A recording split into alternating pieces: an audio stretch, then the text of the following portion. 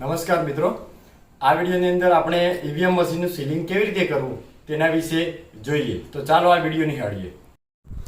હવે મિત્રો આપણે મોકપોલ પૂર્ણ કર્યા પછી આપણે સૌથી પહેલાં વીવીપેટને સીલ કરવા જઈશું. વીવીપેટ અને કોઈપણને સીલ કરતા પહેલાં આપણે તમામ મશીનોને બંધ કરીશું અને ત્યારબાદ એમના જે જોડાણ છે એ જોડાણને આપણે છૂટા પાડીશું. સૌથી પહેલાં આપણે વીવીપેટને તેના ટ્રાન્સપોર્ટ મોડમાંથી વર્કિંગ મોડમાંથી ટ્રાન્સપોર્ટ મોડમાં કરીશું. ત્યારબાદ કનેક્ટર ડિપાર્ટમેન્ટમાંથી બીયુનો ઇન્ટરફેસમાંથી બીયુનો કનેક્શન જુદું પાડીશું. વીવીપેટમાં માત્ર એક જ કમ્પાર્ટમેન્ટ આપણે સીલ કરવાનું થાય છે અને તે છે બેલેટ સ્લીપ કમ્પાર્ટમેન્ટ. આ કમ્પાર્ટમેન્ટને સીલ કરતાં પહેલાં એક નજર નાખી લેવી કે તે ખાલી છે કે નહીં. હવે આપણે આ કમ્પાર્ટમેન્ટને કેવી રીતના સીલ કરવું તેને આપણે જોઈશું. વીવીપેટના કમ્પાર્ટમેન્ટની અંદર સ્લીપ કમ્પાર્ટમેન્ટમાં રહેલા સારમાંથી આ રીતના દોરો પસાર કરીશું. એક સારમાંથી એક તરફ અને બીજા સારમાંથી દોરો પસાર કરી બંને દોરાને સરખા કરી નીચેની તરફ એક ગાંઠ મારીશું. બીજી વખત એક ગાંઠ મારીશું. બે ગાંઠ માર્યા બાદ આપણી પાસે રહેલી વીવીપેટની જે સરનામા ટેગ છે એને લઈશું અને સરનામા ટેગ આગી ન જાય તે માટે દોરાથી થોડેક દૂર આ રીતના બે ગાંઠ મારી સરનામા ટેગને વીવીપેટની જે સરનામા ટેગ છે તેને આપણે વીવીપેટની આ રીતની એક સરનામા ટેગ હશે જેને આપણે તેની સાથે બાંધીશું.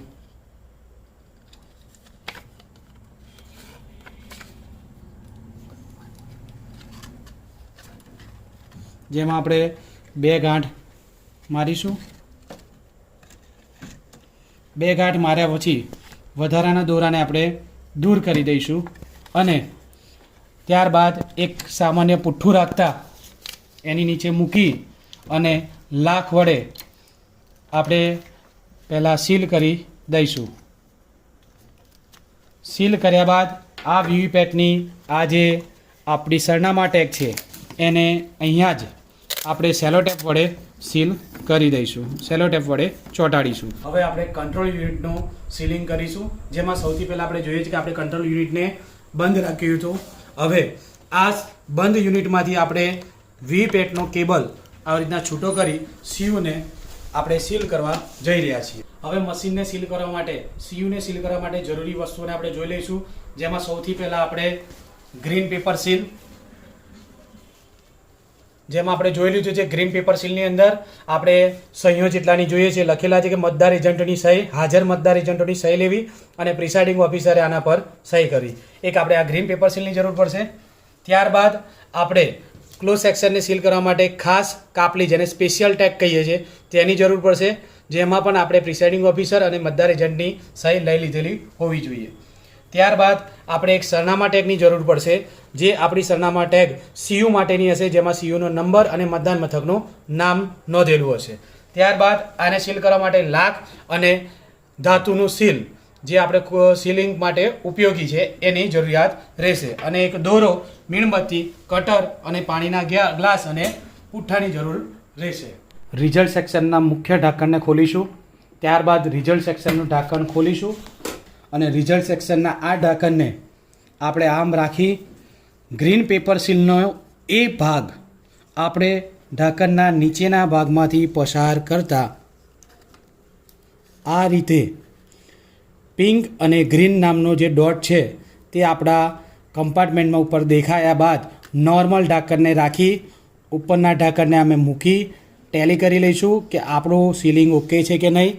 ત્યારબાદ જ ફરી ખોલવું અને આ જે મુખ્ય ઢાંકણ છે એને સીલ કરીને સેજ પ્રેસ કરી કટ અવાજ આવતા એ આપણું ગ્રીન પેપર સીલ અહીંયા ફિટ થઈ જાય છે.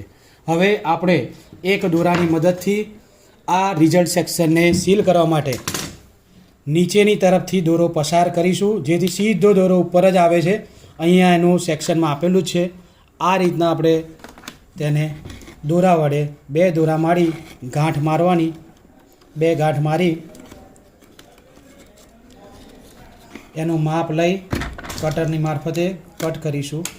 ત્યારબાદ તેનો આપણે કમ્પાર્ટમેન્ટ તરફ બીજી એક આપણે બે ગાંઠ મારીશું નજીક, જ્યાં આપણે હવે આપણી પાસે રહેલી જે સ્પેશિયલ ટેગ છે એ સ્પેશિયલ ટેગને ક્લોઝ બટન પર મૂકીને એને પણ સીલ કરીશું. આ રીતના સ્પેશિયલ ટેગને દોરા વડે બાંધી દઈ એને પણ ગાંઠ મારીશું અને વધારાના દોરાને આપણે કટરથી કટ કરી દઈશું.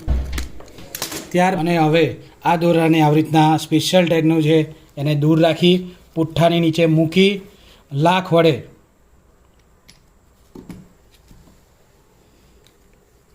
આ રીતના ધાતુના સીલ વડે આપણે સીલ કરી આ સ્પેશિયલ ટેગને અહીંયા ક્લોઝ બટન પાસે ક્લોઝ બટનને નડતરરૂપ ન બને તે રીતે દોરો અને સ્પેશિયલ ટેગને ગોઠવી ધીરેથી મુખ્ય ઢાંકણને આપણે બંધ કરી દઈશું.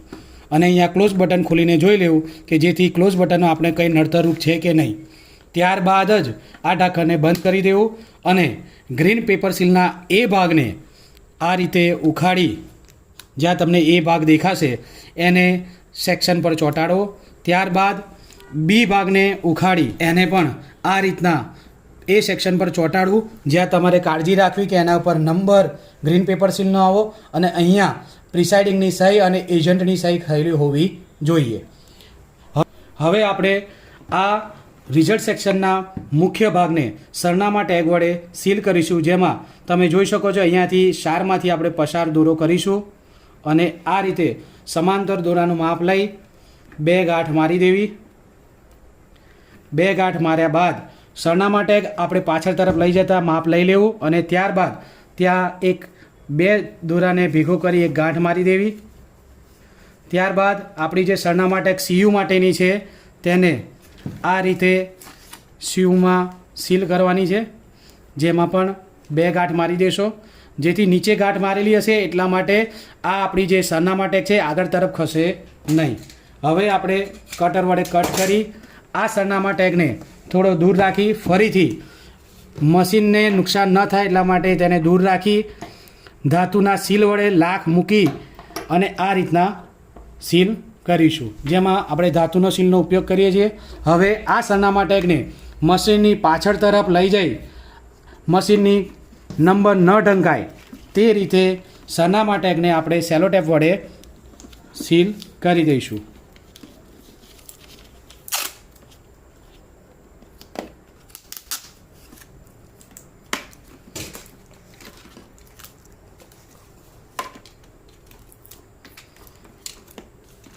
આ રીતના સીલ કર્યા બાદ આપણો સીલિંગ હવે તૈયાર. સીલિંગ કરીને આપણું મશીન એક્ચ્યુઅલ પુલ માટે તૈયાર થઈ ગયેલું છે. એના માટે તમારે ફરીથી મશીનને કેબલ સાથે આ રીતના જોડાણ કરી દેવું.